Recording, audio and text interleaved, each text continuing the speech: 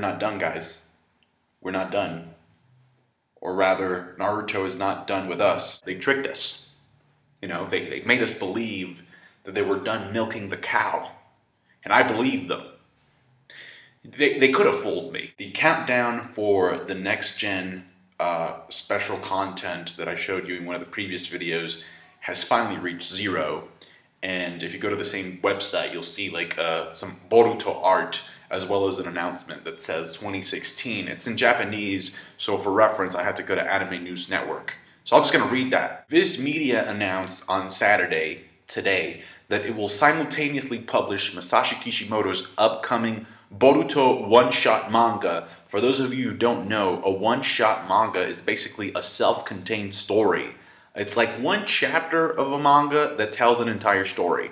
And it's usually between 20 pages and 60 pages. That's what Kishimoto's going to be doing. And at the same time, we are going to get a brand new Boruto manga. And this manga is going to be produced by Mikio Ikemoto and Ukio Kodachi. And Kishimoto is going to be involved in that process as well. It's just that the story and the art is not going to be his. He's just going to be a supervisor on that project. So it's kind of like Kishimoto is just like giving us the intro, and that's his own work. And then these two guys come in and then take over. This is Star Wars all over again. Kishimoto is George Lucas in this case. He's like, I already told the story I wanted to tell. I made a crap ton of money off of this. So if you want this to continue, find somebody else and I'll give them my seal of approval. So Kishimoto found his own J.J. Abrams. Now, to my relief, none of these guys are noobs, okay? They know the series, they know the characters.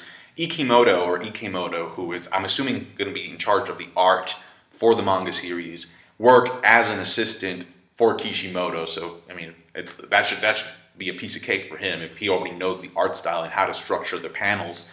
Kodachi was actually had something to do with the Gaara light novel as well as Boruto the movie, the screenplay for Boruto the movie. So he knows how to write these characters, and since he's going to be in charge of writing this story for Boruto anyway, it makes sense. If you look at the picture that I just showed you, there's a couple of things that stand out. First of all, Naruto and Sasuke look distant. Like Sasuke is looking off to the side, and Naruto, we get to see his back only, not his face. To me, that represents that they're not going to be as involved as they were in their story because, like I said before, they're just way too fucking powerful. You cannot have a story without conflict, and if these two god ninjas get involved, like honestly, the conflict would be resolved like that, unless they nerf the shit out of them. But don't do that.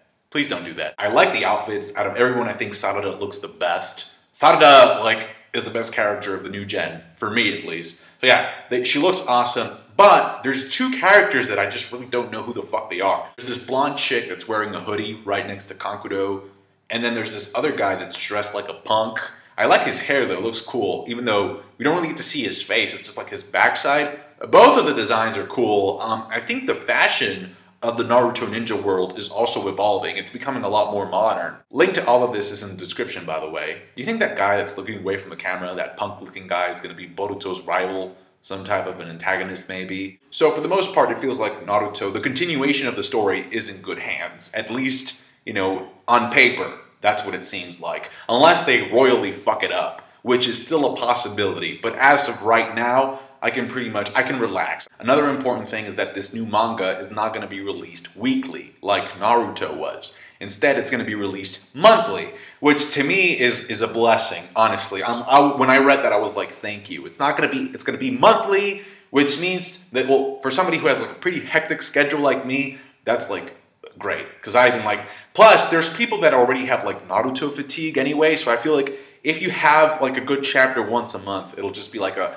really good thing to have. Like, and you wait for it more, so you anticipate it more, and you appreciate it once it comes to you more. But even above and beyond that, all right, at least to me, okay, since this is going to be released on a monthly basis, that means that the writers and the illustrators in Kishimoto, the people involved in this project, have more time to make this a good manga, all right? You have more time to look at the draft, you know, edit the draft, you know, just fix little things, make it a good product. Whereas if it were weekly, they'd probably be like, oh shit, we gotta get these chapters out, get them out. Rushed as hell. The flip side of it being monthly though is that if people read the chapter and they don't like it, if they're like, well, this is crap, then it's just going to be like, wait, we have to wait a month for the continuation of this crap. If you don't like it, why do you read it? To have opinions, to develop taste, to have discussions, which are fun. Seriously though, I'm a lot more optimistic about this project. And I knew it was going to be a manga because the thing was announced on the Shonen Jump website. And Shonen Jump, again, is in charge of manga. So yeah, I kind of knew it was going to be a manga. So I'm a lot more optimistic about this project. How are you feeling about this? Leave me your thoughts down below. Thank you so much for watching. Like the video if you did. I appreciate that. Subscribe to my channel if you haven't. Thanks, guys. Bye.